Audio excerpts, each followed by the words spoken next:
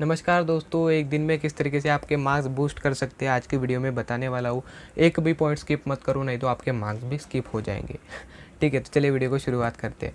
तो सबसे पहले आपकी दिन की शुरुआत होनी चाहिए सैम्पल पेपर की शुरुआत से। आप बोलोगे सर सैम्पल पेपर क्यों सॉल्व करना है, तो भाई मैं फ़ायदा बताता हूँ। सबसे पहले तो आपको सैम्पल पेपर जो आप सॉल्व करेंगे, एक ही करो यार, ज़्यादा मत करो, एक ही करो। ठीक है, आप सॉल्व जब करोगे तो आपका जो लैंग्वेज स्टडी का पार्ट होता है, जो 10 मार्क के लिए आपको पूछा जाता है, ठीक है, तो उस वो भी आपका क्लियर हो जाएगा।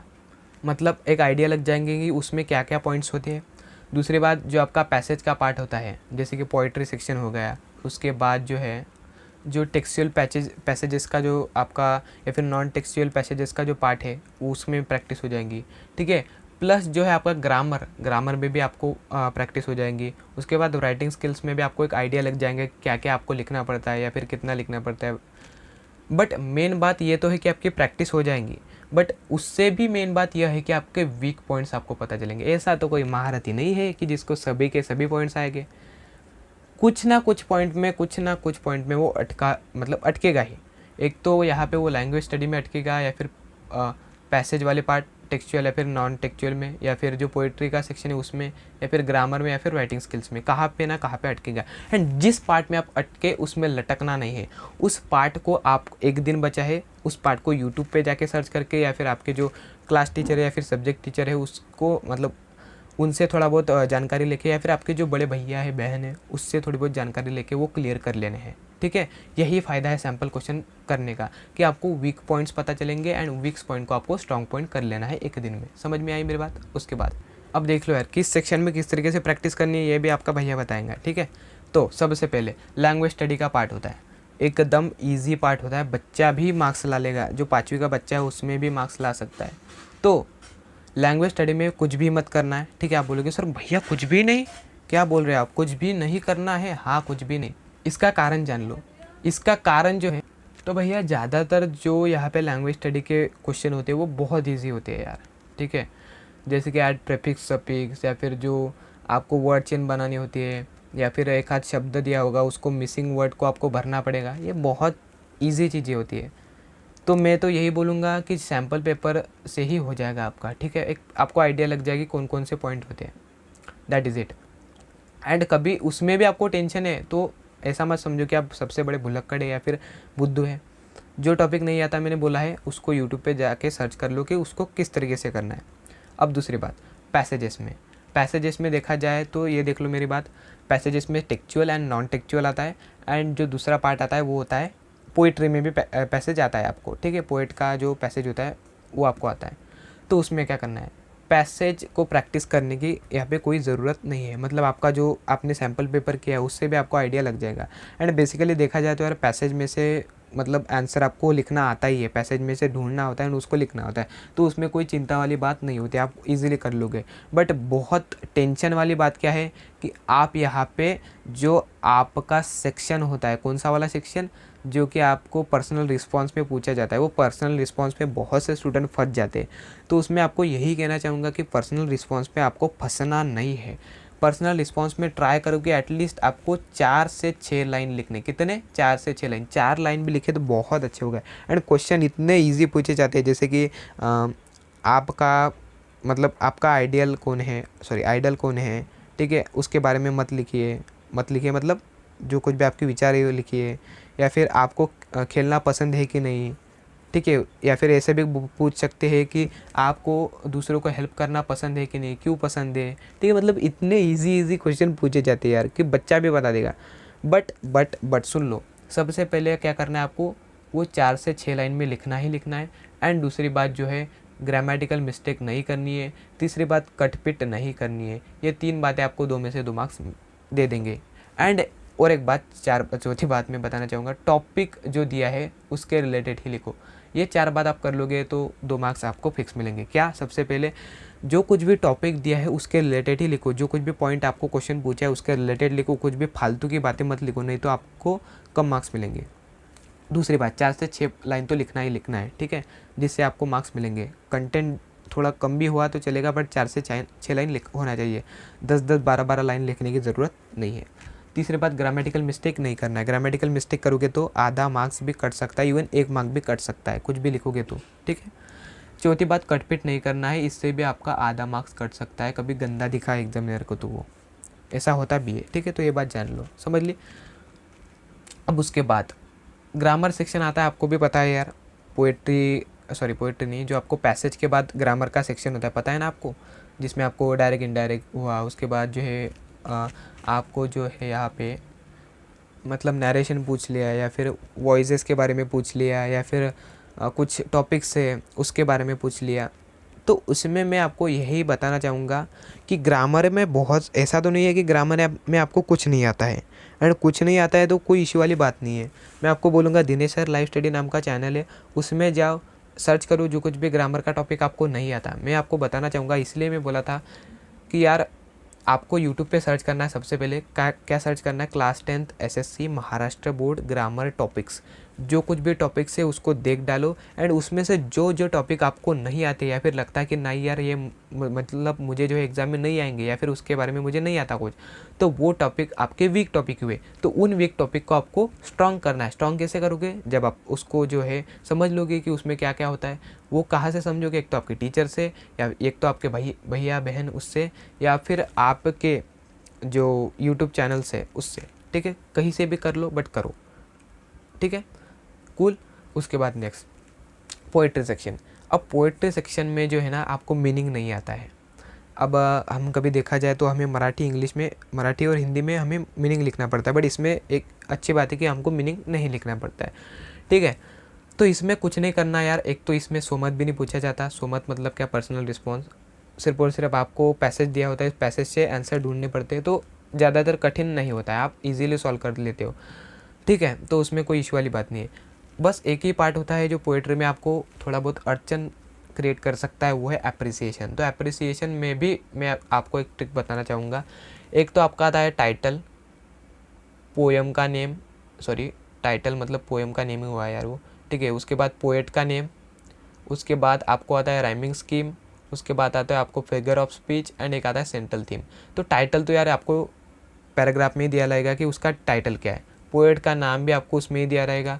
उसके बाद राइमिंग स्कीम तो बच्चा भी बता देता है, ABCB AABB उस तरीके से कोई भी, ठीक है। फिगर ऑफ स्पीच अलिट्रेशन है, रिपीटेशन है, एनोमेटोपोइया है, कोई भी है, एक भी लिखा तो मार्क्स मिल जाएगा, तो उसमें कोई इशू वाली बात नहीं। मतलब ये 3 मार्क तो आपके फिक्स है, ठीक है, 3 मार्क्स तो आप पे फिक्स है।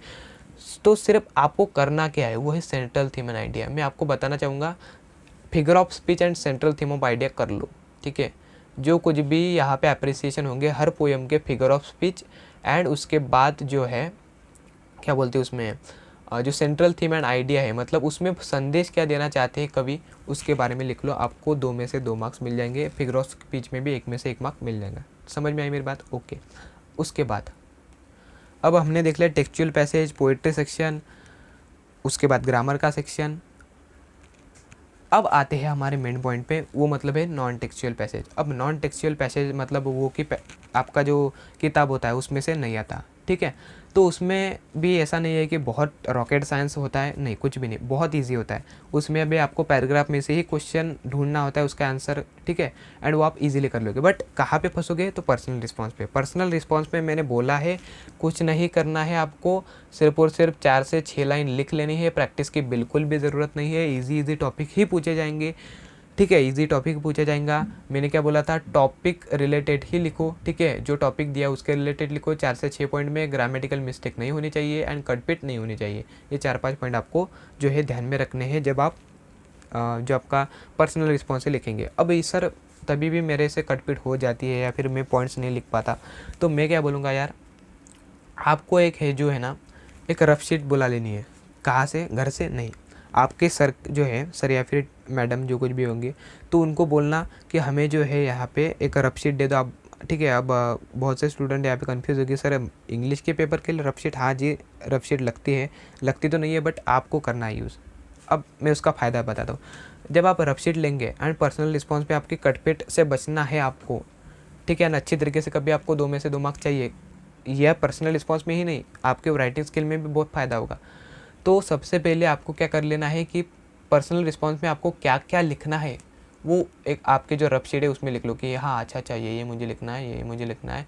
इससे होगा क्या कि यार ऐसा बहुत बार होता है कि आप जो पॉइंट लिखना चाहते हैं वो आपको याद ही नहीं आता, बहुत बाद में आपको याद आता है। तो होगा क्या कि यार आप लिख नहीं पाएंगे क्योंकि आपके पास जगह ही नहीं है। उससे अच्छा आप जब आप रफ शीट में वो लिख लेंगे तो आपको एक फ़ायदा होगा कि आप उसको फेयर शीट में बहुत अच्छे तरीके से सभी के सभी पॉइंट क्लियर कर लेंगे।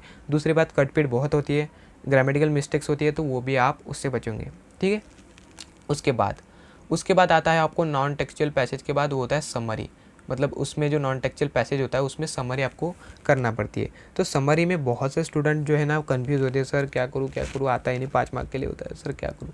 अरे भाई कुछ इशू वाली बात नहीं है, जो मेन पॉइंट होते हैं उस मेन पॉइंट को ढूंढो। क्या बोला मैं? मेन पॉइंट्स होते हैं, उन मेन पॉइंट्स को ढूंढो। लाइन आपको पता होगा, इस बहुत से 10-15 लाइन में आपका एक पैसेज आता है, तो उसमें बहुत से मेन पॉइंट होते हैं, उनको अंडरलाइन कर लो। एंड उनको अंडरलाइन करने के बाद उन पॉइंट्स को या फिर उन लाइंस को जो है ना आपके आंसर शीट में लिख लो। बट एक बात ज़रूर ध्यान में रखना, उस पॉइंट को बदल कर लिखना नहीं, तो जैसे कि वैसे लिखोगे तो आपको मार्क्स तो मिलेंगे, उसमें कोई इश्यू वाली बात नहीं है, क्योंकि आपने मेन पॉइंट लिखे। समरी मतलब मेन पॉइंट ही लिखना होता है, बट आपको कम मार्क्स मिलेंगे। इसीलिए मैं बोल रहा हूँ मेन पॉइंट्स लिखना है और थोड़ा मिनिमम को जो है ना चेंज कर लेना है। ठीक है, जैसे कि यहाँ पे जो है आप सोच सकते हो कि क्या क्या आपको करना है। ठीक है, सबसे पहले क्या कि मेन पॉइंट्स मतलब मेन लाइन जो है उसको लिख लो, मतलब मेन पॉइंट को अंडरलाइन कर लो कि उसमें से मेन क्या है। ठीक है, उसके बाद क्या है कि उन पॉइंट को बदल कर लिखो, जैसे कि वैसे नहीं लिखना है। एंड उसके बाद ज़्यादा से ज़्यादा 5 ही पॉइंट लिखो। ठीक है, क्या बोला मैं? 5 ही लाइन तक लिखना है। बहुत से स्टूडेंट 10-10 लाइन लिखने बैठते हैं, तो वो बहुत बड़ी मिस्टेक है। 5 लाइन ही लिखना है। ठीक है, 5 लाइन ही लिखना है। आप बोलोगे सर 5 मार्क मिल जाएंगे? हाँ मिल जाएंगे। ठीक है, मिल जाएंगे, ये गारंटी है मेरी। ठीक है, एंड उसके बाद एक टाइटल आपको देना होता है अच्छा सा प्यारा सा। तो उसमें भी एक ट्रिक है, जो पॉइंट्स आपको जो पॉइंट्स नहीं, जो शब्द बार बार आएगा, जो शब्द बार बार आएगा उसको ही आपका टाइटल बना देना है। जब आप पढ़ोगे आपको ये आइडिया आ जाएगा कि क्या आपको टाइटल लिखना है। बट एक बहुत अच्छी तरीके से एक ट्रिक बताना चाहूँगा, जो शब्द ज़्यादा बार बार आता है, शब्द आप बोलोगे सर एंड कभी द बार बार आए तो उसको लिख लो क्या? नहीं भैया, मैं बोला IMP शब्द बार बार आता है उसको लिख लो। समझ में आई मेरी बात? इस तरीके से। ठीक है, अब नेक्स्ट, अब सुनो यार, राइटिंग स्किल्स एक लास्ट पार्ट होता है आपका। उस पार्ट में मिस्टेक नहीं करना, ईजी पार्ट होता है, 30 मार्क के लिए पूछा जाता है। ठीक है, मतलब ओवरऑल 50% भी पकड़ा तो इश्यू नहीं होगा। ठीक है, तो इसमें मैं आपको कहना चाहूँगा, आपके पास टाइम कम है, एंड टाइम कम है इसका फ़ायदा आपको उठाना है। कैसे यार? आपको समझना पड़ेगा, जो आप रटते हो या फिर आप जो रटते हो, आप हम तो बोलेंगे कि रटते ही हो। ठीक है, पढ़ते नहीं हो, एक तरीके से रटते हो, तो वो ज़्यादा से ज़्यादा 1 से 2 रहता है। तो आपको क्या करना है यार कि फॉर्मेट को कर लेना। इससे होगा क्या कि आपका ज़्यादा से ज़्यादा वो एग्ज़ाम तक तो यार आपको जो है याद ही रहेगा। ठीक है, याद तो रहेगा ही, ये तो गारंटी है। तो कहने का तात्पर्य यही है कि जो राइटिंग स्किल का पार्ट है उसमें आपको फॉर्मेट को कर लेना है। पत्र लेखन हो, मतलब जो आपके जो हमारा लेटर हो, या फिर उसके बाद स्टोरी राइटिंग हो। ठीक है, उसके बाद न्यूज़ रिपोर्टिंग हो, न्यूज़ राइटिंग, उसको मतलब किस तरीके से लिखा जाता है, उसको किस तरीके से डिज़ाइन किया जाता है, वो सबसे पहले देख लो। यूट्यूब पे देख लो कि उसको किस तरीके से लिखा जाता है, क्या क्या लिखा जाता है, क्यों लिखा जाता है, हाँ क्यों नहीं, हाँ ठीक है। इस तरीके से आपको देखना है कि फॉर्मेट कैसा होता है एंड कैसे लिखते हैं। यूट्यूब पे जाकर या फिर सर को या फिर मैडम को पूछकर या फिर आपके बड़े भैया बहन को पूछकर। ठीक है, इस तरीके से। अब एक और इम्पॉर्टेंट बात मैं आपको बताना चाहूँगा। आपको पता होगा यार कि आपको फॉर्मल इनफॉर्मल लेटर में फॉर्मल और इनफॉर्मल होता है, तो मैं आपको बोलूँगा यार फॉर्मल लेटर पर ज़्यादा फोकस करो। इसका कारण आप बोलेंगे सर इनफॉर्मल तो आपके बहन भाई चाचा बुआ या फिर जो आपके पास के होते हैं उसको लिखना पड़ता है। हाँ मैं बोलता हूँ भाई, वो ईजी भी जाता है, बट उसमें ज़्यादा लिखना पड़ता है। मतलब जो आपको बॉडी ऑफ पार्ट होता है ना, जिसमें आपको 3 से 4 पैराग्राफ तो लिखना ही लिखना है। ठीक है, 3 से 4 पैराग्राफ। ठीक है, तो उसमें यार बहुत से सिली मिस्टेक्स भी आप कर सकते हैं। बट यहाँ पे कभी देखा जाए यार इनफॉर्मल लेटर, तो इसमें आपने सेंडर एड्रेस उसके बाद रिसीवर एड्रेस, ठीक है, वो भी लिख लिया। एंड प्रॉब्लम जो है, क्या क्या प्रॉब्लम है, सपोज दैट आपका मतलब जो गड्ढे हैं आपके गाँव में, मतलब रास्ते ख़राब है, तो वो सबसे पहले लिखो कि मैं इस गांव का रहवासी हूँ। ठीक है, एंड हमारे गांव में ये प्रॉब्लम है। तो उसके बाद आप सॉल्यूशन लिखो। सॉल्यूशन कैसे है कि हमारी एक ख्वाहिश है कि आप जो है हमारे गांव में आकर एक जो है ये सुविधा जो है हमको प्रोवाइड करके दे दें, ठीक है। इस तरीके से आपको लिखना है, मतलब फिक्स पॉइंट जो होते हैं आपको लिखने होते हैं इनफॉर्मल लेटर में as comparison to formal letter, informal में, ठीक है। मतलब फॉर्मल लेटर में जो है ना कम बॉडी ऑफ द पार्ट जो होता है वो भी लिख के आप, मतलब 1 से 2 पार्ट लिख के भी, 2 पैराग्राफ लिख के भी आप अच्छी तरीके से मार्क्स स्कोर कर सकते हो। बट इनफॉर्मल लेटर में क्या होता है यार कि इनफॉर्मल लेटर में आपको 3 से 4 लिखना पड़ सकता है। बट मैं तो यही कहना चाहूँगा कि फॉर्मल पर ज़्यादा फोकस करो, नहीं आ रहा है तो इनफॉर्मल पर ही रहने दो। स्ट्रॉन्ग इनफॉर्मल तो इनफॉर्मल करो ही करो, बट दोनों भी वीक है तो मैं कहना चाहूँगा कि आप फॉर्मल को ही करो, पहला सजेशन, ठीक है। अब उसके बाद आता है स्पीच एंड डायलॉग राइटिंग। तो मैं बोलूँगा भाई स्पीच को मत करो, स्पीच को एटलीस्ट आपको 1 से 1.5 पेज में लिखना पड़ता है। उसमें भी बहुत से सिली मिस्टेक होते हैं या फिर कटपीट होती है या फिर ग्रामेटिकल मिस्टेक होती है। बट डायलॉग में क्या होता है यार, डायलॉग में आपको जो है बहुत ईजी होता है एंड ईजी कॉन्वर्सेशन ही दिया जाता है, ठीक है। तो इससे अच्छा है कि डायलॉग ही कर लो, ठीक है। एंड ट्राई करो कि आपको जो है ना यार 2 मार्क के लिए तो वो यहाँ पे कुछ फिल इन द ब्लैंक जैसा ही दिया जाता है, ठीक है। तो उसमें तो आप खुद से लिख लोगे, 2 मार्क्स तो आपको ईजिली मिल जाएंगे। बट उसके बाद जो 3 मार्क के लिए आपको पूछा जाता है तो ट्राई करो कि 3 डायलॉग लिखो, ठीक है। जैसे कि रमेश एंड सुरेश के बारे में आपको डायलॉग लिखना है, ठीक है। रमेश एंड सुरेश 2 कन्वर्सेशन कर रहे हैं तो ट्राई करो कि इन दोनों के बीच में 3 डायलॉग तो लिखो ही लिखो। एंड उसमें भी हाय हेलो मत लिखो, हाँ हाय हेलो मत लिखो, ये बात जान लो, ठीक है। इस तरीके से आपको मार्क्स मिल जाएंगे। डायलॉग इजी होता है as comparison to speech. And रही बात फॉर्मल इनफॉर्मल की, मैंने बता दिया कुछ नहीं हुआ है इनफॉर्मल फॉर्मल में, तो फॉर्मल को फर्स्ट प्रायोरिटी दो। बट कभी आपका ऐसा लगता है कि नहीं मेरा इनफॉर्मल अच्छा है एंड फॉर्मल वीक है तो इनफॉर्मल ही पर ही ज़्यादा फोकस करो, ठीक है। फॉर्मल पर फोकस मत करो कभी, इनफॉर्मल अच्छा है एंड फॉर्मल अच्छा है तो इनफॉर्मल पर फोकस मत करो, क्योंकि एक ही लिखना पड़ता है इसीलिए। उसके बाद नॉन वर्बल टू वर्बल। अब देख लो यार, नॉन वर्बल टू वर्बल से अच्छा है वर्बल टू नॉन वर्बल। अब थोड़ा सा कन्फ्यूज़न होगा इसमें, तो मैं सीधा बताना चाहूँगा, ठीक है, बचाना नहीं बताना चाहूँगा। जो नॉन वर्बल टू वर्बल होता है, क्या बोला मैं, नॉन वर्बल टू वर्बल, इसमें आपको जो है बेसिकली चार्ज दिए जाते हैं, ठीक है, चार्ज दिए जाते हैं एंड उसके बारे में आपको पैराग्राफ लिखना पड़ता है। ये होता है नॉन वर्बल टू वर्बल, जो कि बहुत कठिन जाता है एंड उसमें बहुत मेन पॉइंट्स आपको लिखने पड़ते हैं, जो कि आपको बहुत कठिन जाएगा एंड मैं भी सजेस्ट नहीं करूँगा, इसीलिए नॉन वर्बल टू वर्बल मत करो। तो सर फिर क्या करें, वर्बल टू नॉन वर्बल करो। अब वर्बल टू नॉन वर्बल क्या होता है sir, verbal to non verbal मतलब क्या कि वर्बल मतलब आपको पैराग्राफ दिया जाएगा एंड उसमें से आपको जो है यहाँ पे कन्वर्ट करके कुछ पॉइंट्स में लिखना पड़ेगा, जैसे कि आपको कुछ भी हो, ठीक है, वो इजी होता है। एंड बहुत से बार तो ऐसा होता है कि यार आपको एग्ज़ाम में जो है ये पैराग्राफ ऑलरेडी दिया जाता है, पैराग्राफ तो होता ही है, बट जो पॉइंट्स होते हैं जैसे कि ये जो है ये बॉक्स ऑलरेडी दिए जाते हैं, बस आपको उस बॉक्स को फिल करना होता है। तो ये है इसका फ़ायदा, ठीक है। एंड टाइटल भी देना होता है, टाइटल को मत भूलो, हाँ ठीक है, टाइटल तो आप इजीली लिख लोगे। बट मेन पॉइंट है कि यार इसमें आपको यहाँ पे जो है फॉर्मेट ऑलरेडी दिया जाता है, बस फिल इन द ब्लैंक्स भी आपको भरा जा सकता है। ऐसे क्वेश्चन भी आते हैं बहुत बार एग्जाम में, पिछले साल भी आया था ऐसा। तो इसलिए मैं बोल रहा हूँ कि यार वर्बल टू नॉन वर्बल करो, मतलब पैराग्राफ से जो आपको एक्टिविटी में करना होता है वो करो, रैदर दैन जो आपको जो है एक्टिविटी से पैराग्राफ कन्वर्ट करने में वो मत करो, ठीक है। एंड उसके बाद स्टोरी एंड न्यूज़, एक लास्ट पार्ट आता है स्टोरी एंड न्यूज़ में। तो मैं इसीलिए कहना चाहूँगा कि यार स्टोरी में क्या होता है मालूम है क्या, कि स्टोरी एंड न्यूज़ होता है तो इसमें बहुत सारे स्टूडेंट फंस जाते हैं, दोनों के दोनों कर बैठते हैं। तो यार दोनों के दोनों मत करो। आप बोलोगे सर दोनों के दोनों क्यों नहीं करें, अरे भाई टाइमिंग की कमी है ना यार। बहुत से स्टूडेंट बोलेगे सर आधा घंटा तो बढ़ा के दिया, अरे भाई ऐसी बार मतलब बहुत बार ऐसा भी होता है कि आपको वो भी टाइम कम पड़ जाता है।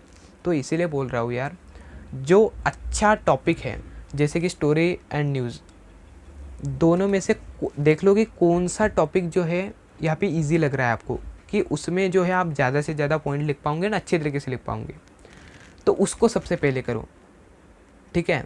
एंड आपको कभी ऐसा लगता है कि स्टोरी भी यहाँ पे ईजी है एंड न्यूज़ भी ईजी है, तो मैं यही बोलना चाहूँगा कि आपको कभी न्यूज़ लिखना आता है तो न्यूज़ लिखो एंड स्टोरी लिखना आता है तो स्टोरी लिखो।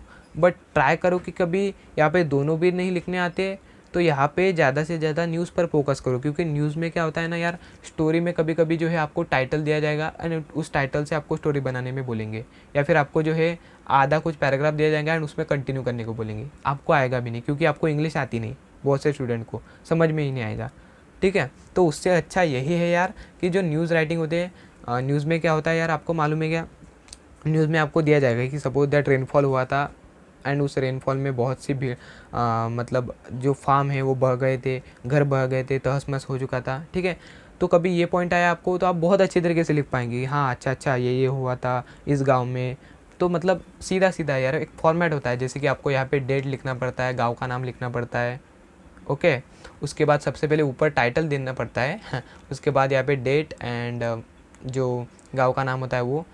ठीक है, एंड उसमें एक रिपोर्टर का नाम क्या क्या होता है, बाय रमन कुमार वटेवर जो कुछ भी नाम है। एंड उसके बाद आपको मेन पार्ट शुरू करना पड़ता है। मेन पार्ट में भी बहुत गिने चुने पॉइंट्स आपको लिखने पड़ते हैं, जैसे कि कौन सा गांव था, उस गांव में क्या हुआ था, ये फर्स्ट पैराग्राफ में लिखना है। सेकंड पैराग्राफ में उसके बाद उस गांव में क्या क्या हुआ, पुलिस आए, उसके बाद उन्होंने रिकवरी की।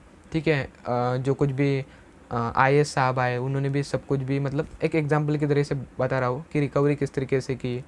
थर्ड पॉइंट यहाँ पे जो है संभावना क्या है आगे, क्या वो फिर से हो सकता है, मैं एग्जाम्पल के तौर पर बता रहा हूँ। हाँ, तो इस तरीके से मतलब न्यूज़ में जो है ना फिक्स पॉइंट होते हैं। ठीक है, तो इसलिए मैं बोलूँगा कि स्टोरी एंड न्यूज़ में कभी मतलब स्टोरी एंड न्यूज़ इन दोनों में से कंपैरिजन कभी किया जाए तो न्यूज़ थोड़ा अच्छा रहता है। बट कभी ऐसा हुआ कि आपको स्टोरी बहुत अच्छी तरीके से आती है भाई लिखना, तो उसको मत छोड़ो। ठीक है, तो इस तरीके से आप कर सकते हो। आई होप आपको जो है ये पॉइंट क्लियर हुए होंगे। तो यार इस तरीके से ये वीडियो था। ठीक है, अब एक और पॉइंट आपको थोड़ा बताना चाहूँगा, वो था ट्रांसलेशन का। उस ट्रांसलेशन में भाई कोई इशू वाली बात नहीं होती, बच्चा भी सॉल्व करके देता है, 5 मार्क के लिए होता है, मैं भी जानता हूँ। बट इतने ईजी आपको ट्रांसलेशन करना होता है, ठीक है, आपके मातृभाषा में या फिर मराठी से इंग्लिश में, इतने ईजी होते हैं कि भाई बच्चा भी सॉल्व कर दे। तो इसमें कोई टेंशन वाली बात नहीं है, इसमें फोकस भी मत करो, इसको रहने दो, कोई इशू वाली बात नहीं है। किसी ने बोला आपको कि इससे कर लो, मतलब टारगेट से कर लो या फिर नवनीत से कर लो, तो वो सबसे बड़ा मूर्ख है, क्योंकि उससे कभी नहीं आएगा। ठीक है, एंड आएगा भी तो बहुत इजी आता है। तो इसलिए मैं बोलना चाहूँगा कि इस पार्ट को ही मत करो। ठीक है, आप इजीली कर लोगे, इसमें आउट ऑफ मार्क्स वाला पार्ट है। ठीक है, तो इस तरीके से आप, अब हम देखेंगे जो इंग्लिश का क्वेश्चन पेपर है उसके बारे में, जो है टाइम मैनेजमेंट। अब ये 2020 का क्वेश्चन पेपर है, यहाँ देख लो। तो बेसिकली ये जो लैंग्वेज स्टडी का पार्ट है, ये है आपका पहला सेक्शन। तो भैया इसमें तो बहुत इजी पार्ट है, बच्चा भी कर लेगा, आप भी कर लोगे। बट मैं आपको यही कहना चाहूँगा, किसी को भी हल्के में मत लो। एक दिन है आपके पास, एक दिन में मैंने इसलिए बोला था कि सैम्पल क्वेश्चन पेपर को एक बार सॉल्व कर लो, या फिर आपको टारगेट है फिर नवनीत के डाइजेस्ट होगी। तो इसमें जो ये ग्रामर सेक्शन है जिसमें लैंग्वेज स्टडी का पार्ट है, इसमें देख लो कौन कौन से टॉपिक आते हैं, एंड उस टॉपिक को एक बार देख लो कि हाँ अच्छा ये टॉपिक है, बट हाँ यार मुझे तो ये आता ही नहीं। एंड जो टॉपिक आपको लगता है कि वो वीक है या फिर आता नहीं, तो उसको यहाँ पे यूट्यूब पे जाकर आपके भाई बहन को पूछ के, या फिर आपको टीचर के, या फिर जो कुछ भी हो उससे पूछ के, वो बेसिकली जो वीक टॉपिक है उसको स्ट्रॉन्ग कर लेना है, जिससे आपका कोई भी डाउट ना बचे। ठीक है, तो ये बात आपको ध्यान में रखनी है।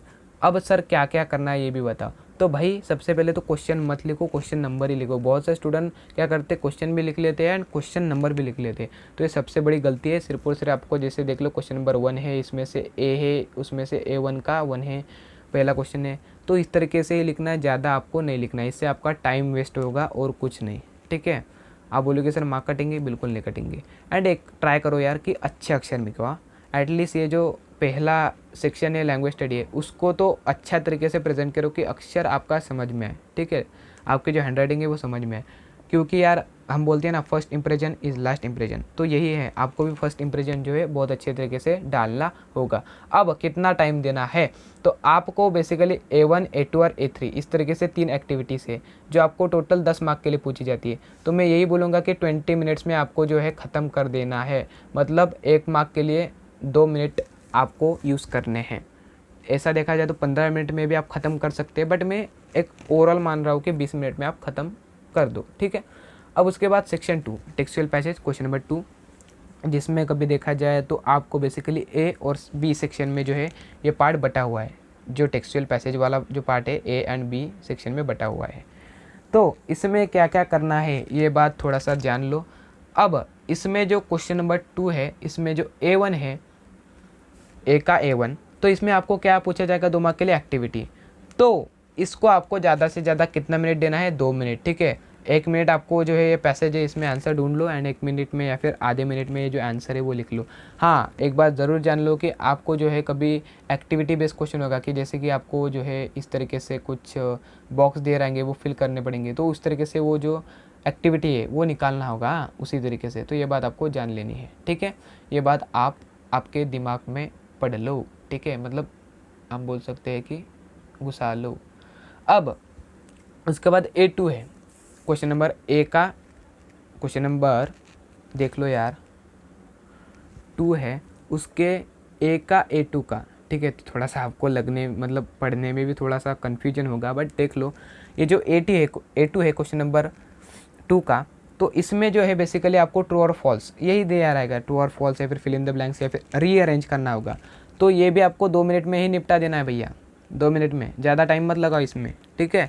तो ये बात आपको जान लेनी होगी। उसके बाद ये देख लो, solve the cross puzzle using the from the passage referring, मतलब ये भी एक्टिविटी बेसिक क्वेश्चन है। तो जो कहने का तात्पर्य यही है यार कि ये जो A1 से लेकर A3 तक क्वेश्चन नंबर 2 के A1 से लेकर A3 तक जो पार्ट है 6 मार्क के लिए, 2-2 मार्क के लिए जो एक एक क्वेश्चन आता है, वो बेसिकली एक्टिविटी बेस ही है, ठीक है, जिसमें ट्रू और फॉल्स, रीअरेंज या फिर फिल इन द ब्लैंक्स या फिर कुछ एक्टिविटी दी रहेगी, तो उस पर आधारित क्वेश्चन रहेंगे।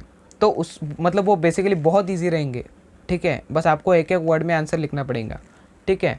तो यही बात है, यही बात आपको ध्यान में रखनी है कि इसको 2-2 मिनट देने, मतलब ये जो A1 A2 A3 है वो आपका 6 मिनट में हो जाना चाहिए, ये आपको प्रयास करना है। अब उसके बाद बात दिमाग में जान लो, A4 एक्टिविटी। अब ये जो A4 एक्टिविटी होती है वो ग्रामर बेस होती है। अब ग्रामर बेस में बहुत से स्टूडेंट फंस जाते हैं। अब ये जो था वो एक्टिविटी बेस था, उसके लिए कोई प्रैक्टिस करने की ज़रूरत नहीं है। कोई भी बोले कि भैया इस क्या बोलते हैं हम, ये एक चैप्टर है, इस चैप्टर में से ये एग्जरसाइज के ये क्वेश्चन आएंगे तो बहुत बड़ा गधा है वो, ठीक है। तो ये मत करो, ठीक है, इसको प्रैक्टिस मत करो जो एक्टिविटी है। बट हाँ, ग्रामर को आपको प्रैक्टिस करना है। आप दिनेश सर लाइव स्टडी या फिर डियर सर नाम का यूट्यूब चैनल नाम का, तो उसमें जाकर जो है बेसिकली देख लो कि क्या क्या है इसमें, ओके। अब जान लो, थोड़ी बहुत इंपॉर्टेंट बातें जान लो यार। मैं आपको एक बातें बताना चाहूँगा कि आपको सबसे पहले देख लेना है कि ग्रामर में आपको कौन कौन से क्वेश्चन पूछे जाते हैं, किस टाइप के। जैसे कि आपको पता होगा यहाँ पे क्लॉज के बारे में पूछा हुआ है, या फिर आपको दो के बारे में पूछा हुआ है। कभी आपको जो आपके basically may, might, could, should, इस तरीके से मॉडल ऑक्सिलरीज है उसके बारे में आपको क्वेश्चन पूछे जाएंगे।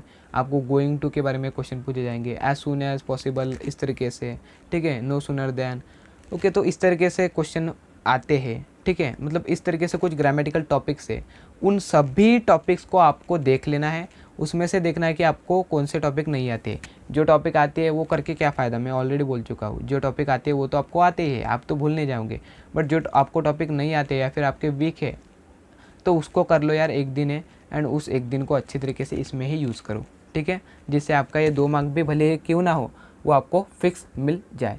तो ये बात आपको ध्यान में रखना पड़ेगा। इसमें भी आपको क्वेश्चन नंबर लिखना है एंड उसका डायरेक्टली आंसर लिखना है, ठीक है। तो ये बात आपको ध्यान में रखना पड़ेगा। कभी आपको अंडरलाइन करना ऐसा कभी आया तो आपको अंडरलाइन करना पड़ेगा क्वेश्चन को लिखने के बाद, ओके। तो ये बात जान लो। अब यार ये जो ग्रामर पार्ट है इसमें बहुत से स्टूडेंट को कन्फ्यूजन आता है, ठीक है। तो मैं बोल सकता हूँ कि इसमें भी आपको ज़्यादा से ज़्यादा ट्राई करना है कि 3 से 4 मिनट में ये हो जाए, ठीक है। मतलब वो A1 से लेकर A4 तक आपका जो टोटल है वो 10 मिनट में हो जाना चाहिए, ट्राई करना है आपको, ठीक है। एंड ये जो A5 है जिसमें आपको बेसिकली पूछा जाता है पर्सनल रिस्पॉन्स क्वेश्चन, तो ये इतना ईजी होता है। एंड ट्राई करना है कि आपको कितना, एक मेरी चीज़ ध्यान में रखो यार, मेरी एक बहुत इंपॉर्टेंट टिप आपको एग्ज़ाम में मदद करेगी। बहुत से लोगों को पर्सनल रिस्पॉन्स नहीं आता, तो मैं उनको यही कहना चाहूँगा कि 4 से 6 लाइन में आपको पर्सनल रिस्पॉन्स लिखना है ज़्यादा से ज़्यादा। ग्रामेटिकल मिस्टेक आपको नहीं करनी है, दूसरी बात। तीसरी बात, आपको फालतू बातें नहीं लिखनी, हम बोलेंगे, ठीक है। जो इम्पोर्टेंट बातें हैं, मतलब हम बोलेंगे कि जो टॉपिक है उस टॉपिक रिलेटेड ही आपको लिखना है। ये बात आपको मतलब आपके दिमाग में रखनी है। एंड चौथी बात, कट पिट कम करनी है, ठीक है। जो कट पिट है बहुत से स्टूडेंट बहुत करते हैं, जिसके कारण आपके मार्क्स भी कटते हैं। तो ये बात आप जान लो, ठीक है। मतलब क्या कि 4 से 6 लाइन में ग्रामेटिकल मिस्टेक नहीं करनी है, टॉपिक वाइज जो दिया है उसी रिलेटेड लिखना है एंड कट पिट कम करनी है। इससे आपके मार्क्स 2 में से 2 आपको फिक्स मिलेंगे, ये मेरी गारंटी है। तो ये बात आपको ध्यान में रखना है। आप बोलोगे सर पर्सनल रिस्पॉन्स कहाँ से करें? अरे भाई कहाँ से मत करो, इजी बहुत ईजी पूछा जाता है। जैसे कि इसमें देख लो यार, इसमें पूछा था कि यहाँ पे whom do you consider your guide when you are in difficulty and why. अब देख लो भैया, कौन ऐसा व्यक्ति है कि जब आप बोल सकते हो कि एक हम बोल सकते हैं कि आपको मार्गदर्शन करता है जब आपके सामने एक डिफ़िकल्टी आती है। आप बोल सकते हो गॉड है, ठीक है, आपके भैया है, बहन है, आपके माँ बाप है। क्यों है? इसमें तो आपको आधा मार्क्स मिल ही जाएगा कि आपने आंसर करना है, उसमें 1.5 मार्क्स वाई में मिल जाएगा।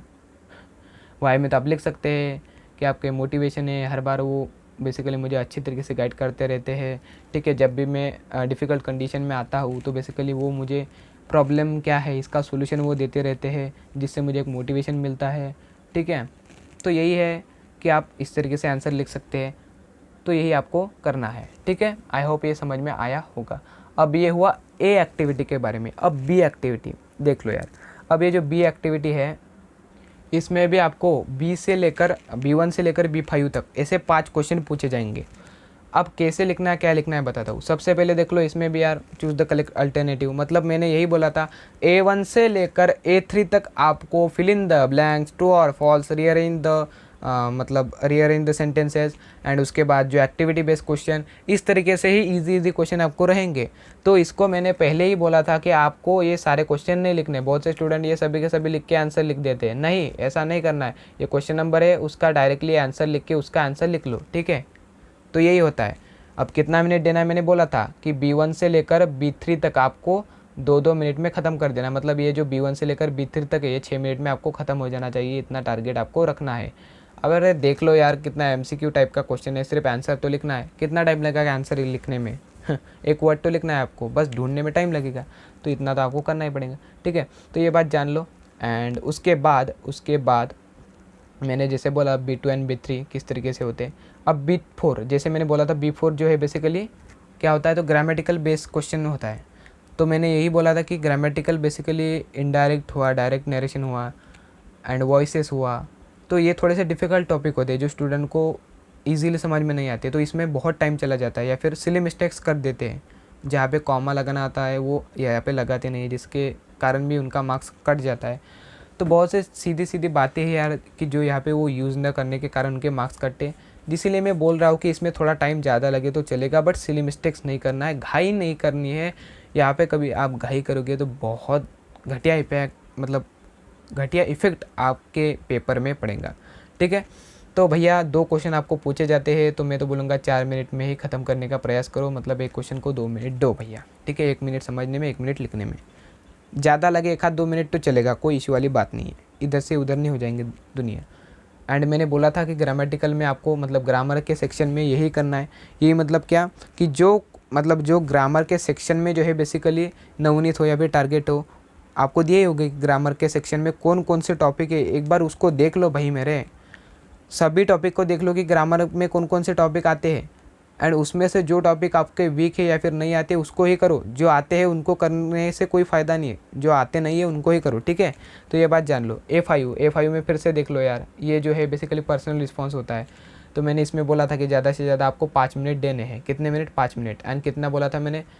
4 से 6 लाइन में लिखना है, ग्रामेटिकल मिस्टेक नहीं करनी है, कट पिट नहीं करनी है। एंड एक और बात मैंने बोली थी कि टॉपिक वाइज ही लिखना है, जो टॉपिक दिया है उसके रिलेटेड ही लिखना है, फालतूगिरी नहीं लिखना है, ठीक है।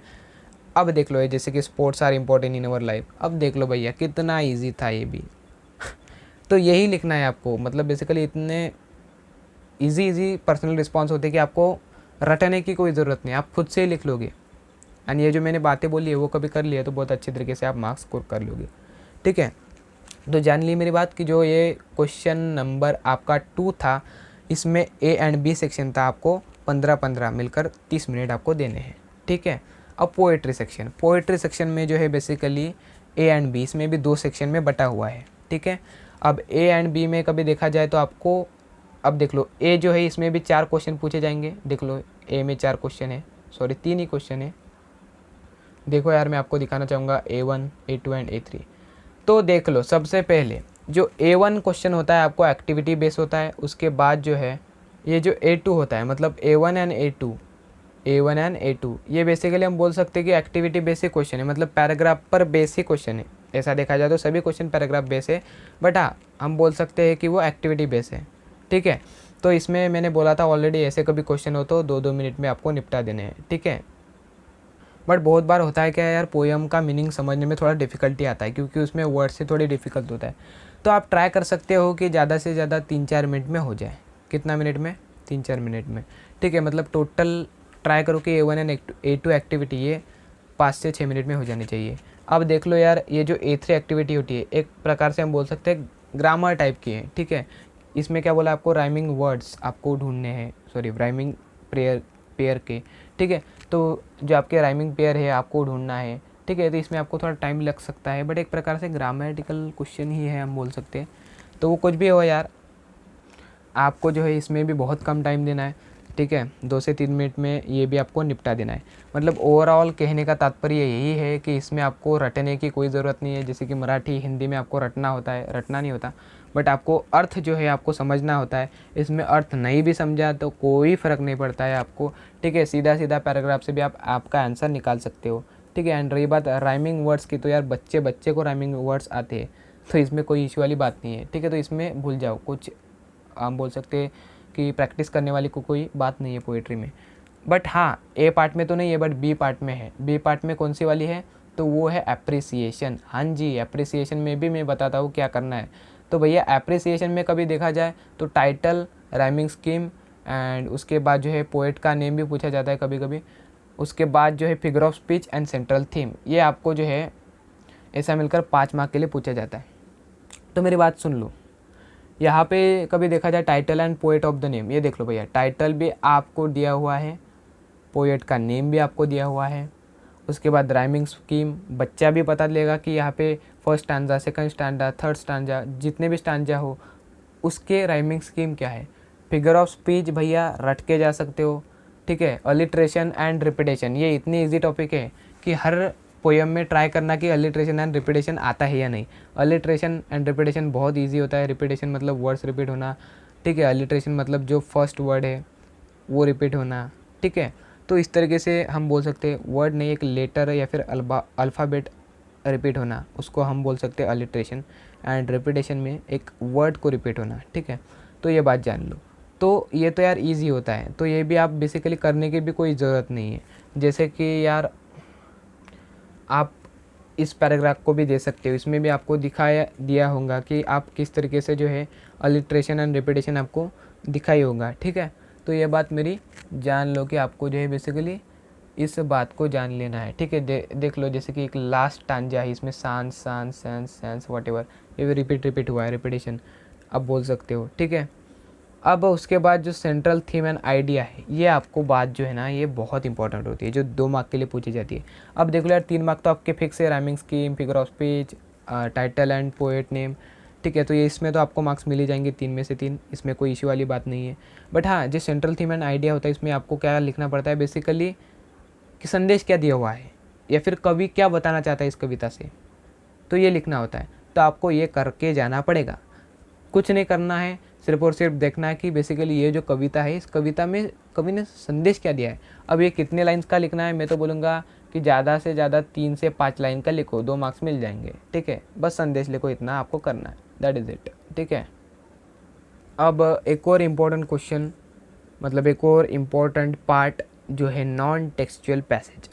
तो भैया नॉन टेक्सचुअल पैसेज में कभी देखा जाए तो आप देख सकते हो, यहाँ पे जो ये पैसेज आता है वो आपके जो किताब है उससे नहीं आता। इसमें भी कभी देखा जाए तो आप देख सकते हो मेरे भाई, इसमें भी ए पार्ट और बी पार्ट होता है। ए पार्ट में टोटल 5 क्वेश्चन पूछे जाता है, बी पार्ट में आपको समरी पूछी जाती है। तो हर बार की तरह यहाँ पे जो ए पार्ट है, मैंने बोला था A1 से लेकर A3 तक आपको जो है एक्टिविटी बेस्ड क्वेश्चन पूछे जाते हैं, जो कि बहुत इजी होते हैं। आप पैराग्राफ से इजीली सॉल्व कर लेंगे। एंड आपको मैंने बोला था क्वेश्चन ना लिख के क्वेश्चन नंबर लिखना है, एंड कभी एक्टिविटी बेस्ड क्वेश्चन है तो एक्टिविटी भी लिखनी है, ठीक है। A4 में मैंने बताया था जो वीक टॉपिक है उसको स्ट्रॉन्ग कर लेना है, ठीक है। एंड A5 में मैंने बताया था रटने की कोई ज़रूरत नहीं है, पर्सनल रिस्पॉन्स को आपके मन में लिखना है, मतलब मन से लिखना है, कैसे लिखना है मैंने बताया था आपको, ठीक है। अब ये जो बी पार्ट है मतलब समरी राइटिंग, अब समरी राइटिंग में आपको थोड़ा बहुत आइडिया देना चाहूँगा। अब समरी राइटिंग में आपको जो है बेसिकली ये जो पैराग्राफ है जैसे कि आप देख सकते हैं, तो इस पैराग्राफ से आपको जो है बेसिकली सबसे पहले टाइटल देना पड़ेगा, इसका टाइटल क्या है। अब टाइटल के लिए आपको 1 मार्क देंगे, जैसे कि आप देख लो। अब टाइटल कैसे देंगे आप मालूम है, टाइटल कैसे देंगे, ट्रिक बताओ। जो वर्ड ज़्यादा पैराग्राफ में रिपीट हो रहा है उसको आपको टाइटल देना है। अब बोलेंगे सर एंड द, ये भी वर्ड तो रिपीट होते हैं, तो भैया इसको नहीं देना है। जो इम्पोर्टेंट वर्ड है उनको आपको जो है बेसिकली एक टाइटल बना देना है। जैसे कि आप देख सकते हैं टाइम, ये देख लो टाइम, ये देख लो टाइम भैया, ठीक है। टाइम मतलब टाइम टाइम टाइम इतनी बार आ रहा है पैराग्राफ में, तो टाइम को ही यहाँ पे जो है आप आपका टाइटल बना दो। इट डजेंट मैटर, टाइम भी लिख दिया तो आपको 1 मार्क्स मिल जाएगा, ठीक है। टाइटल का जितना मार्क्स है वो।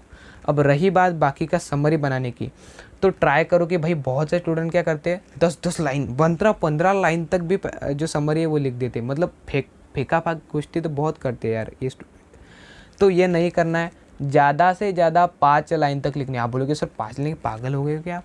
अरे भैया हाँ ऐसा ही होता है, समरी मतलब सार लिखना होता है, ठीक है। आपने ये जितना पढ़ा इसका सार क्या है, निचोड़ क्या है।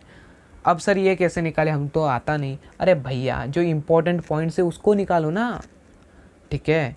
इसमें बहुत से पार्ट कुछ काम के नहीं होते, बट बहुत से पार्ट इसमें इंपॉर्टेंट होते हैं, बहुत से लाइन्स इसमें इंपॉर्टेंट होते हैं। तो इसीलिए सबसे पहले पैराग्राफ पढ़ो एंड इसमें आपको लगता है जो इंपॉर्टेंट पॉइंट है उसको ही निकालो। एंड इसमें सपोज दैट आपको जो है 7 लाइन मिल गए, तो इसमें से भी 7 लाइन में से ट्राई करो कि और छाटो, मतलब और कम करो। मतलब क्या कि और 5 लाइन तक ही बनाने का प्रयास करो कि भैया इसमें से भी कौन सा इंपॉर्टेंट है कौन सा इंपॉर्टेंट नहीं है। इस तरीके से कम करके 5 से 6 लाइन तक ही लिखने का प्रयास करो। एंड हाँ, वैसे के वैसे लाइंस नहीं लिखना है, आपकी भाषा में मॉडिफाई करना है, बदल करना है इसमें, ठीक है। जिससे आपको एटलीस्ट 5 में से 4 मार्क तो मिल ही जाएंगे। तो ये बात आपको ध्यान में रखनी है, ठीक है। तो ये बात आपकी। अब देख लो यार, ये है राइटिंग स्किल का विभाग, बहुत ईजी है। इसमें क्या क्या करना है मैं बताता हूँ। सबसे पहले कभी देखा जाए तो राइटिंग स्किल जो है यहाँ पे 2 पार्ट पूछे जाते हैं, एक तो इनफॉर्मल लेटर, फॉर्मल लेटर। तो भैया इसमें क्या करना है ये तो बता। तो भैया मैं 3 टाइप के स्टूडेंट को यहाँ पे जो है डिवाइड करना चाहूँगा। एक टाइप का स्टूडेंट जो है जिनको भैया एक तो इनफॉर्मल लेटर आता है बट फॉर्मल नहीं, या फिर फॉर्मल लेटर आता है बट इनफॉर्मल नहीं। कहने का तात्पर्य यही है कि उसको 2 में से कोई एक ही अच्छा आता है। तो मैं उनको यही कहना चाहूँगा यार, जिसमें आपको अच्छा आता है उसी को लिखो। आप बोले कि भैया दोनों के दोनों तो नहीं आते तो फिर अड़चन तो नहीं होगा ना एग्ज़ाम में। अरे भैया नहीं होगी, क्योंकि आपको 2 में से एक ही लिखना है, तो उसमें क्या अड़चन। मुझे बताओ यार, कभी सपोज दैट आपको इनफॉर्मल लेटर बहुत अच्छी तरीके से लिखना आता है बट फॉर्मल नहीं, थोड़ा कम लिखना अच्छा आता है, ठीक है, इनफॉर्मल से। तो मुझे बताओ किस में ज़्यादा मार्क्स मिलेंगे, इनफॉर्मल में, क्योंकि उसमें आपको ज़्यादा लिखना आता है। तो वही है ना, जिसमें ज़्यादा लिखना आता है, जो ज़्यादा जमता है उसी को लिखो, उस पर ज़्यादा फोकस करो, ठीक है। उसके बाद दूसरे टाइप के स्टूडेंट जिनको दोनों भी लिखने आते हैं, दोनों भी अच्छी तरीके से है, उनको मतलब वो लिख सकते हैं। तो मैं वही कहना चाहूँगा यार, आपको भले ही 2 के 2 आते हैं बट दोनों भी नहीं लिखने हैं, एग्ज़ाम में एक ही लिखने हैं। इसका कारण मैं बताऊँगा, क्योंकि यहाँ पे आपका टाइम वेस्ट होगा एंड आपको एक ही लिखना है। तो कैसे सर, क्या कौन सा लिखें? तो यार कौन सा लिखे, तो आपको दोनों भी आते हैं, तो एग्ज़ाम में जब जाओगे एंड जब आप इस राइटिंग स्किल के जो लेटर राइटिंग इस पार्ट में आओगे, तब आपको ध्यान में रखना है कि आपको कौन सा पार्ट बहुत अच्छे तरीके से आता है। मतलब एग्ज़ाम में जब जाओगे तो देखना है कि आपको बेसिकली कौन सा जो लेटर है, इनफॉर्मल ईजी है या फिर फॉर्मल। एंड जो आपको ईजी लगेगा जब आप ये जो लेटर लिख रहे होंगे, ठीक है, जब आपको मतलब देखना है कि बेसिकली कौन सा ईजी है। आपको लगता है इनफॉर्मल ईजी है, मैं ज़्यादा से ज़्यादा इनफॉर्मल नहीं लिख पाऊँगा फॉर्मल के कंपैरिजन में, तो इनफॉर्मल ही लिखना। एंड कभी आपको लगता है कि फॉर्मल में ज़्यादा लिख पाऊँगा इनफॉर्मल से अच्छा, तो फॉर्मल ही लिखना। मतलब कहने का तात्पर्य यही है, एग्ज़ाम में आपको जो ईजी लगे वो आपको लिखना है। अब तीसरे टाइप के स्टूडेंट जिनको कुछ नहीं आता या फिर बहुत कम आता है या फिर इतने अच्छा नहीं है दोनों में भी, तो इनके लिए मैं यही कहना चाहूँगा यार, सबसे पहले तो आपको फॉर्मेट रट लेना है, फॉर्मेट देख लेना है कि बेसिकली दोनों का फॉर्मेट क्या होता है। जैसे कि इनफॉर्मल लेटर जो कि अपने रिलेटिव्स को लिखना होता है, जैसे कि यहाँ पे जो है इनफॉर्मल लेटर आपके फ्रेंड को लिखना है नो प्लास्टिक कैंपेन में शामिल होने के लिए। तो कैसे लिख सकते हैं, सबसे पहले तो भैया आपको सेंडर एड्रेस, इसमें तो आपको मार्क्स मिल ही जाएंगे, ठीक है। उसके बाद सैल्यूटेशन, ठीक है, डियर राम श्याम वॉटेवर आप लिख सकते हैं, इसमें आपको 1 मार्क मिल जाएंगे इन दोनों को मिलकर, ठीक है।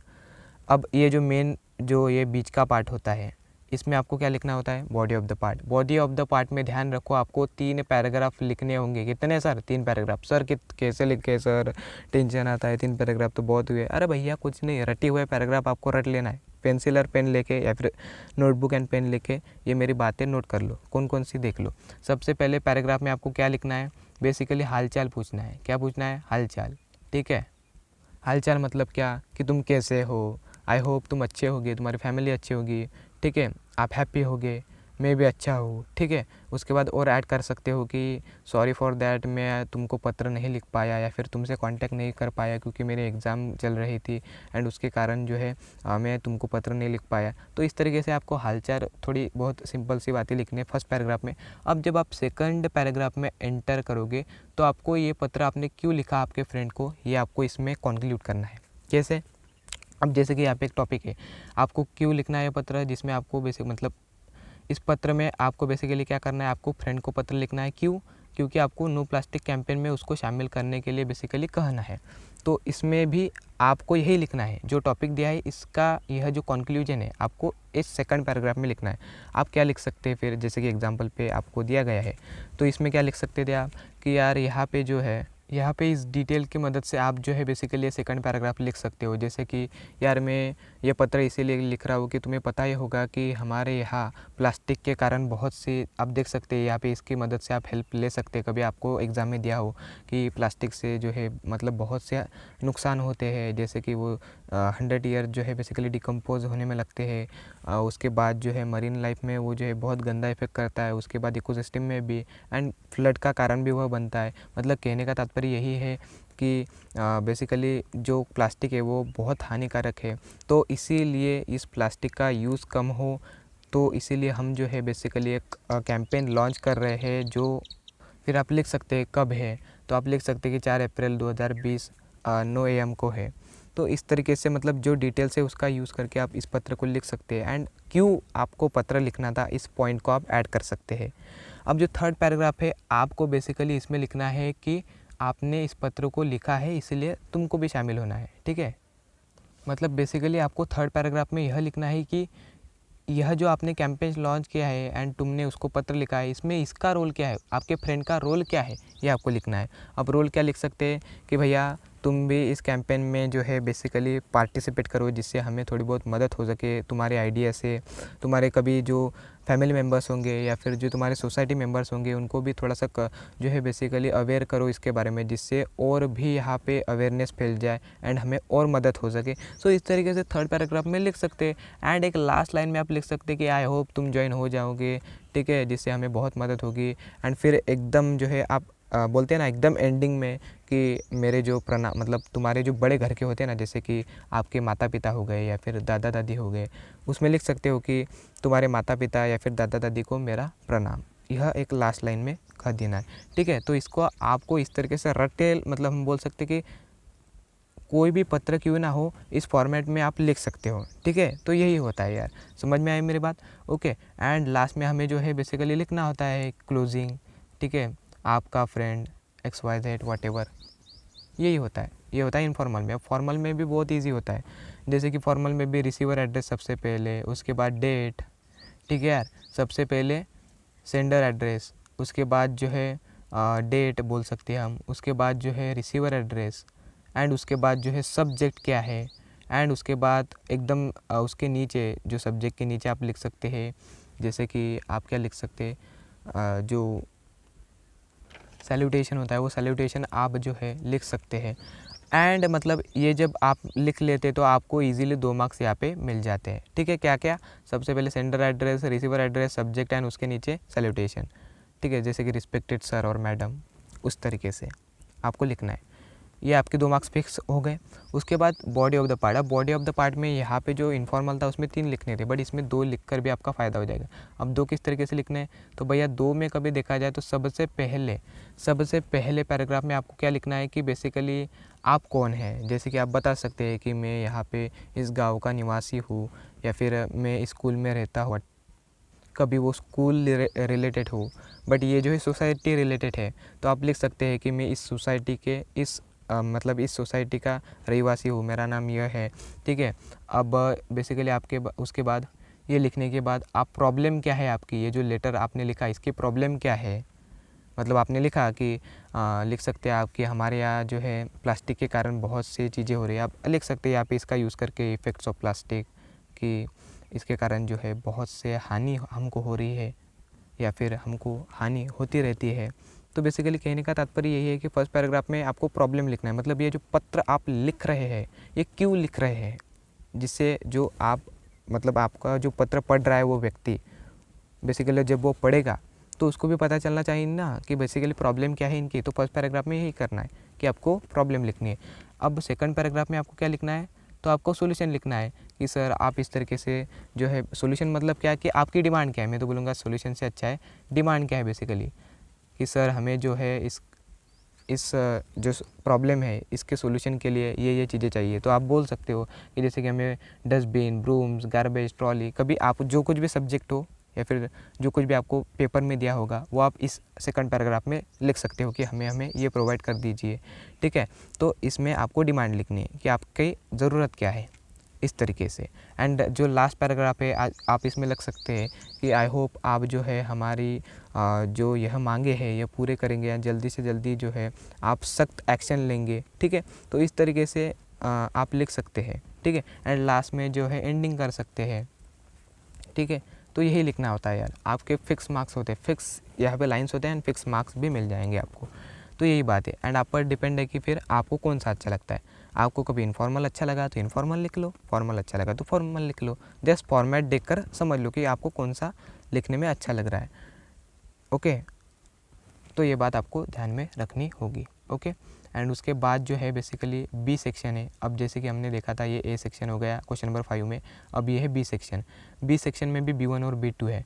B1 में क्या है, डायलॉग राइटिंग है प्लस यहाँ पे स्पीच राइटिंग है। तो बहुत से स्टूडेंट को स्पीच राइटिंग नहीं आती, बहुत से स्टूडेंट ग्रामेटिकल मिस्टेक्स करते रहते, तो इसीलिए मैं कहता हूँ कि यार स्पीच राइटिंग पर ज़्यादा फोकस मत करो। हाँ, ऐसे रेयर स्टूडेंट होते हैं कि जिनको स्पीच राइटिंग बहुत अच्छी तरीके से लिखना आता है, तो भैया आप छोड़ो मत, ठीक है। आप लिख रहे मतलब लिख दो उसे, कोई टेंशन वाली मतलब या फिर इशू वाली बात नहीं है, ठीक है, आप लिख सकते हो।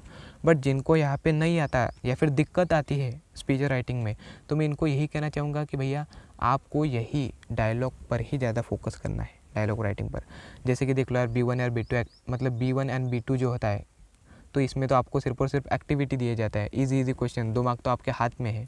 अब ये जो थर्ड क्वेश्चन होता है इसमें थोड़ा सा आपको हार्ड वर्क करना पड़ता है। इसमें भी फिक्स लाइंस होते हैं, जैसे कि आपको 3 कन्वर्सेशन यहाँ पे जो है डायलॉग में लिखने पड़ते हैं, ठीक है। जैसे कि देख लो यार यहाँ पे टॉपिक भी दिया हुआ है, write a dialogue between the headmaster and student. तो आप हेडमास्टर एंड स्टूडेंट इन दोनों के बीच में 3-3 डायलॉग लिखने हैं, ठीक है। 3-3 डायलॉग, जैसे कि headmaster student, headmaster student, headmaster student, इस तरीके से एटलीस्ट 3 डायलॉग इन दोनों के बीच में आपको लिखनी है। एंड ऐसा नहीं हेलो सर, हाय सर, नहीं, इसमें आपको लिखना है बेसिकली आपकी प्रॉब्लम क्या है, ठीक है। मतलब थोड़ा बहुत लिख सकते हो बट बस उससे ही पैराग्राफ नहीं, जैसे कि हेलो सर, हाय सर, इस तरीके से नहीं।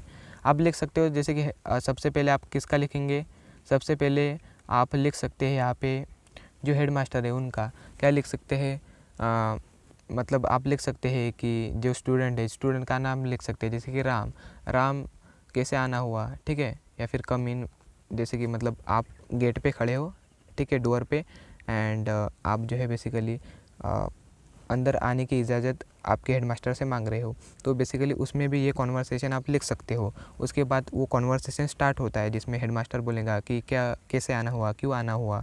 उसके बाद आप बोलोगे कि सर मेरी जो साइकिल है, बाइसाइकिल है, वो गुम गई है। तो बेसिकली फिर वो जो हेडमास्टर है वो कहेगा कि तुमने बेसिकली जो आपकी बाइसाइकिल थी वो कहाँ पे पार्क की थी। तो आप बोलोगे सर मैंने जो है यहाँ पार्क की थी। तो सर बोलेंगे ठीक है, तो कौन से कलर की थी, क्या उस तुम्हारे पास कोई फ़ोटो है या फिर कोई क्ल्यू है। तो आप बोलोगे कि हाँ सर मेरे पास ये है, ये फ़ोटो है, या फिर सर वो इस रंग की दिखती थी एंड इस कंपनी की थी, तो आप वो कर सकते हैं। फिर हेडमास्टर बोलेगा ठीक है, अच्छा तो मैं यहाँ पे जो है कैमरा में देखकर तुम्हें मतलब बेसिकली सिक्योरिटी को बताकर यहाँ पे चेक कर लूँगा। तो आप बोलोगे okay sir, thank you, okay. So इस तरीके से जो है बेसिकली आप कन्वर्सेशन एंड कर सकते हो। तो सीधा सीधा होता है यार, बेसिकली कहने का तात्पर्य यही है कि बहुत ईजी तरीके से आप डायलॉग लिख सकते हैं। स्पीच राइटिंग कभी आपको नहीं आता तो कोई इशू वाली बात नहीं है, क्योंकि स्पीच राइटिंग में होता है क्या यार, भले ही आपको 15 लाइन्स में आपको ये लिखना होता है, बट इसमें ग्रामेटिकल मिस्टेक बहुत होती है। इसमें भी फिक्स लाइन्स, प्रणाम, नमस्कार, इस तरीके से जो है जो उपस्थित लोग हैं उनको ये करना पड़ता है इस फर्स्ट लाइन में। उसके बाद सेकंड लाइन में बेसिकली आपका जो टॉपिक है वो टॉपिक क्या है, उस टॉपिक पर आपको बोलना पड़ता है कि मैं इस टॉपिक पर बोलना चाहूँगा या फिर बोलना चाहूँगी, जो मैं आपके सामने प्रस्तुत करना चाहती हूँ। उसमें आप क्वेश्चन पूछ सकते हैं, ठीक है। उसके बाद आप यहाँ पे जो है प्रॉब्लम क्रिएट कर सकते हैं कि हमारे देश में यह प्रॉब्लम है, कभी जो कुछ भी टॉपिक है वो उसके रिलेटेड।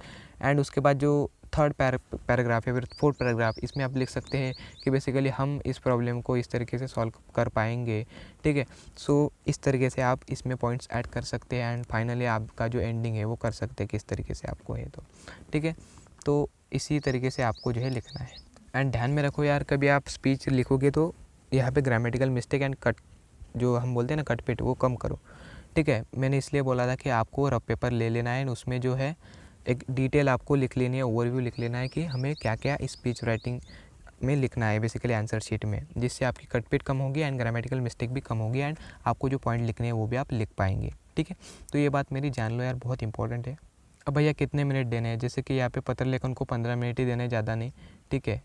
उसके बाद यहाँ पे मैंने जैसे बताया डायलॉग एंड स्पीच है, तो इन दोनों में से एक ही लिखो, दोनों के दोनों मत लिखो, क्योंकि आपके पास टाइम नहीं होता।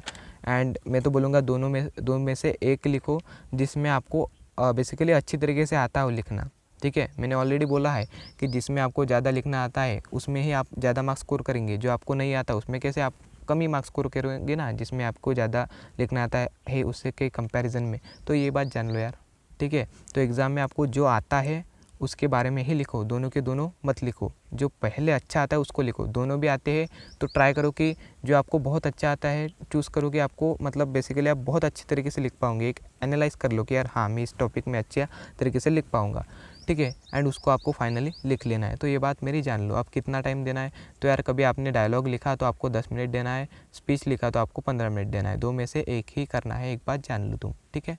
तो ये बात आपको करना है। अब क्वेश्चन नंबर 6 जो है बेसिकली इन्फॉर्मेशन ट्रांसफ़र होता है, जिसमें आपको verbal to non verbal and non verbal to verbal, इस तरीके से दो एक्टिविटीज़ होते हैं, दो में से एक ही करना होता है। तो मैं यही बोलूँगा यार, इसमें से बेसिकली ईजी कौन सा पार्ट होता है, तो मैं यही बोलूँगा कि इसमें ईजी पार्ट कभी देखा जाए तो वो होता है वर्बल टू नॉन वर्बल। आप बोलोगे सर कैसे, तो इसमें जो है अब देख लो, हमने कभी देखा जाए नॉन वर्बल टू वर्बल, तो नॉन वर्बल टू वर्बल में ये आपको एक चार्ट दिया रहेगा एंड उस चार्ट को आपको पैराग्राफ में कन्वर्ट करना है। बट इसमें होता क्या है, बहुत बार एग्जामिनर को जो चाहिए होता है वो आप नहीं लिख पाते हैं, जो एग्जामिनर को चाहिए होता है वो आप नहीं लिख पाते हैं, तो इससे आपका 1 से 2 मार्क्स भी कट देता है, मतलब वो काट देता है, ठीक है।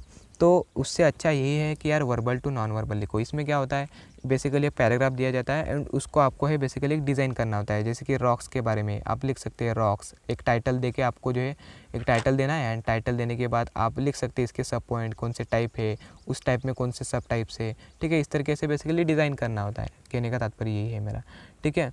तो मतलब ईजिली कभी देखा जाए तो वर्बल टू नॉन वर्बल जो है बेसिकली इजी होता है। एंड बहुत बार तो एग्ज़ाम में आपको ऑलरेडी चार्ट दिया होता है, आपको मतलब हम बोल सकते हैं कि करने मतलब तैयार करने की भी ज़रूरत नहीं होती है, आपको ऑलरेडी एग्ज़ाम में दिया होता है। तो यह फ़ायदा है इसका, सिर्फ और सिर्फ आपको जो है कुछ वर्ड्स आपको लिखने होते हैं। तो ये कभी आया तो भैया फिर तो सोने पे सोगा, ठीक है। तो यही है मेरी बात कि भैया आपको जो आता है, मतलब मैं तो बोलूँगा कि वर्बल टू नॉन वर्बल पे ही ज़्यादा फोकस करो as comparison to non verbal to verbal. But आपको लगता है कि नहीं भैया मैं यहाँ पे जो है नॉन वर्बल टू वर्बल अच्छा तरीके से लिख सकता हूँ, तो उसको लिखो, कोई इशू वाली बात नहीं है। बट एक ही लिखो, दोनों के दोनों मत लिखो, ठीक है। अब कितने मिनट में हो जाना चाहिए, तो इसमें भी 10 मिनट में ये हो जाना चाहिए, ज़्यादा इसमें टाइम नहीं लगाना है, ठीक है। तो ये बात आपको ध्यान में रखनी होगी। अब एक लास्ट पार्ट होता है वो जो होता है बी पार्ट। अब बी पार्ट पे B1 एंड B2। B1 में क्या होता है न्यूज़ रिपोर्ट एंड B2 में होता है बेसिकली एक आपको कोट दिया जाएगा या फिर एक टाइटल दिया जाएगा एंड टाइटल पर आपको बेसिकली हम बोल सकते हैं कहानी लिखनी है। तो भैया इसमें से क्या लिखें, तो आप पर डिपेंड है कि आप क्या लिखते हैं। आपको स्टोरी अच्छी तरीके से आती है तो स्टोरी लिखो, आपको न्यूज़ आता है तो न्यूज़ लिखो, ठीक है।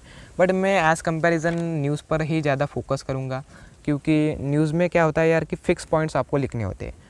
बट यहाँ पे स्टोरी में क्या होता है, कभी आपको पॉइंट्स दिए भी हो, कुछ मुद्दे दिए हो, एंड उस मुद्दे पर आपको जो है बेसिकली पोएम बनाना है, सॉरी पोएम नहीं, स्टोरी बनाना है।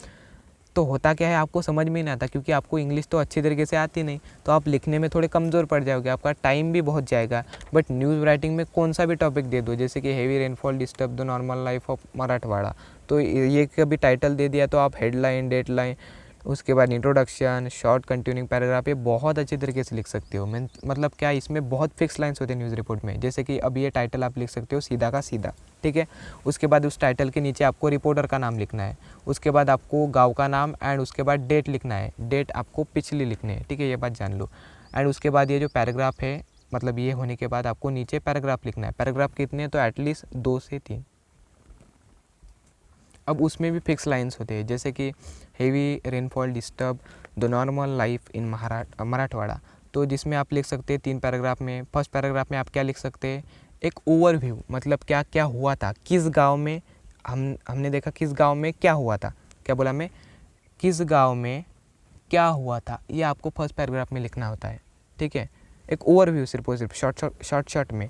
एंड ये जो सेकंड पैराग्राफ होता है, इस सेकंड पैराग्राफ में इसकी पूरी डिटेल्स आपको लिखनी होंगी, कि इस गांव में बेसिकली आपने लिखा कि ये जो है बेसिकली हुआ था, अब आपको क्या हुआ था, इसकी पूरी डिटेल आपको बेसिकली इस सेकंड पैराग्राफ में लिखनी होगी। पूरा निचोड़ हम बोल सकते हैं इसमें जो है आपको लिखना पड़ेगा। जैसे कि हेवी रेनफॉल के बारे में आप बोल सकते हैं कि पूरे गांव में बाढ़ आ गई थी, ठीक है, सब जो पोल्स थे वो उखड़ गए थे, जो झाड़े थे, पेड़ थे, वो भी उखड़ गए थे, बहुत से लोगों के शेल्टर्स, मतलब घर जो है वो जो है बेसिकली तहस महस हो चुके थे, ठीक है, जो स्कूल्स थे उनमें पानी भर चुका था। अब आप इस तरीके से लिख सकते थे, मतलब इन डिटेल आपको बेसिकली इसकी जो है पूरी डिटेल्स लिखनी है सेकंड पैराग्राफ में।